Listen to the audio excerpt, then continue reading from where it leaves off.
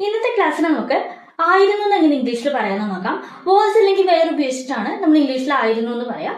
Was നമ്മൾ use ചെയ്യുന്നത് singular സബ്ജക്റ്റിന്റെ കൂടെയും വേറെ നമ്മൾ യൂസ് ചെയ്യുന്നത് പ്ലൂറൽ സബ്ജക്റ്റിന്റെ കൂടെയാണ്.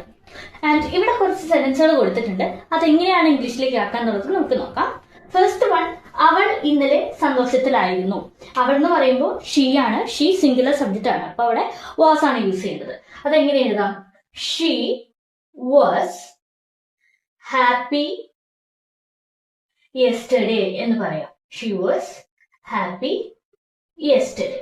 ഇനി രണ്ടാമത്തത്, ആ ബാഗുകൾ ഭാരമുള്ളവയായിരുന്നു. ആ ബാഗുകൾ എന്ന് പറയുമ്പോൾ ഒന്നിൽ കൂടുതലുണ്ട്. അപ്പൊ അത് പ്ലൂരൽ ആണ്. അപ്പൊ അവിടെ വേർ ആണ് യൂസ് ചെയ്യേണ്ടത്. അപ്പൊ അതെങ്ങനെ പറയാം? Those bags were heavy.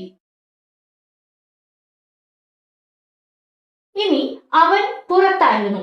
അവൻ എന്ന് പറയുമ്പോൾ അഗെയിൻ ഒരാളെ ഉള്ളൂ, സിംഗുലർ ആണ്. അപ്പോ ഹി വാസ് ഔട്ട്സൈഡ് എന്ന് പറയാം. He was outside. ഇനി ഞങ്ങൾ ക്ഷീണിതരായിരുന്നു. ഞങ്ങൾ എന്ന് പറയുമ്പോൾ ഒന്നിൽ കൂടുതൽ ആൾക്കാരുണ്ട്. അഗെയിൻ അവിടെ വേറാണ് വരിക. അപ്പൊ അതെങ്ങനെ പറയും? വി were tired എന്ന് പറയാം. We were tired. ഈ ഒരു ടോപ്പിക് മനസ്സിലായെന്ന് വിചാരിക്കുന്നു. സോ ഇതുപോലെ സിമ്പിൾ ആയിട്ട് ഇംഗ്ലീഷ് പഠിക്കാൻ വേണ്ടിയിട്ട് നമ്മുടെ പേജ് ഒന്ന് ഫോളോ ചെയ്യുക. ആൻഡ് ഓൾസോ നമ്മുടെ കോഴ്സിനെ കുറിച്ച് കൂടുതൽ അറിയാൻ വേണ്ടിയിട്ട് താഴെ കൊടുത്തിരിക്കുന്ന നമ്പറിൽ കോൺടാക്ട് ചെയ്യുക.